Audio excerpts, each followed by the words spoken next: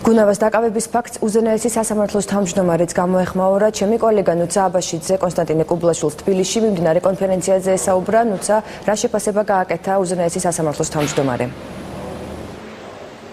კონსტანტინე კუბლაშვილი მოსამართლეს საქმიანობაში ჩარევას გამორიცხავს, როგორც მან ჩვენთან საუბრისას განაცხადა.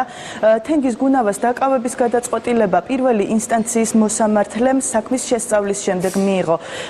შერჩევით სამართალს გამორიცხავს იუსტიციის მინისტრის მოადგილე ალექსანდრე ბარამიძეც, რომელმაც განაცხადა, რომ თენგიზ გუნავას დაკავება კანონის ფარგლებში მოხდა. უზენაეს სასამართლოში არ განხილულა პირველი ინსტანციის მოსამართლის გადაწყვეტილებაა და ჩემი აზრით მოსამართლემ იმსჯელა შეაფასა მტკიცებულებები და ისე გამოიტანა გადაწყვეტილება. მე აქ ვერ ვხედავ იმის ნიშანს, რომ რაღაც ზეწოლა ყოფილიყო. მე ვფიქრობ უფრო, რომ ეს არის მოსამართლის კარგად გააზრებული გადაწყვეტილება. ეს არ იყო აღკვეთი ღონისძიების შეფარდება. გუნავას გამოუტანეს სასამართლომ გამოუტანა განაჩენი. იგი თუ არ ვცდები ორ ეპიზოდში ცნობილი იქნა დამნაშავედ, აქედან გამომდინარე მას უბრალოდ დაეკისრა სასჯელი და აქედან გამომდინარე ის გადაყვანილ იქნა შესაბამის დაწესებულებაში. სასამართლოს თავმჯდომარემ პრემიერ-მინისტრთან შეხვედრაზეც ისაუბრა. როგორც მან განაცხადა, შეხვედრაზე ერთ-ერთი მთავარი თემა იყო სასამართლოს დამოუკიდებლობა.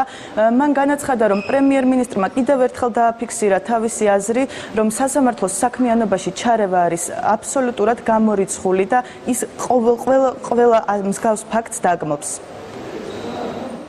როგორც იცით, მოსამართლე ხელფასები დღეს უკვე დღის მდგომარეობით დღევანდელ რეალობას არ შეესაბამება, განსაკუთრებით ეს პირველი ინსტანციის მოსამართლეებს და აპელაციის მოსამართლეებს ეხება და აუცილებელია, რომ ეს ხელფასები საკმაოდ მნიშვნელოვნად გაიზარდოს. ამაზე ფაქტობრივად ჩვენ შევთანხმდით, ეხლა ყველაფერი არის ფინანსთა სამინისტროზე, რომ წარმოადგინოს მას სწორედ ესეთი ვარიანტი ჩვენი ბიუჯეტის. ჩვენ შევთავაზებთ უნებრივია ჩვენი მხრიდან იმ დეტალურ მონაცემებს და ვნახოთ, იმედი მაქვს, რომ დადებითად გადაწყდება ეს საკითხი. გარდა ამისა, საუბარი იყო ისევ და ისევ იმ დამოუკიდებლობაზე, რაც ასე მნიშვნელოვანია, რომ და პრემიერ-მინისტრმა კიდევ ერთხელ დააფიქსირა, რომ იგი არავის მისცემს უფლებას, რომ მთავრობიდან ვინმე სასამართლო ხელისუფლებაში ჩაერიოს.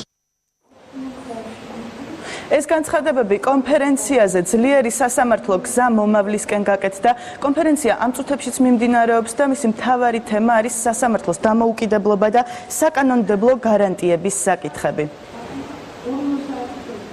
ვფიქრობ, რომ სასამართლო სისტემა საქართველოში ვითარდება, მოსამართლეს სჭირდება გამოცდილება, ეს წლების განმავლობაში ვითარდება. მე ვფიქრობ, რომ ეს პროცესი გაგრძელდება და საქართველოს ექნება სრულყოფილი სასამართლო სისტემა.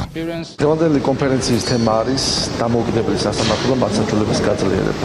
შესაბამისად, დღეს შეკრებილი საზოგადოება მსჯელობს თემაზე, რომ ქვეყანაში გაძლიერდეს მართლმსაჯულება და ჩვენი მხრიდან, რა თქმა უნდა, ვაფიქსირებთ პოზიციებს აღნიშნული კუთხით. კონფერენცია საქართველოში ევროკავშირის წარმომადგენლობის მხარდაჭერით ტარდება. ღონისძიება ერთდღიანია და დღის ბოლოს დასრულდება. დიდი მადლობა, ნუცა აბაშიძე საუბრობდა პირდაპირ ეთერში.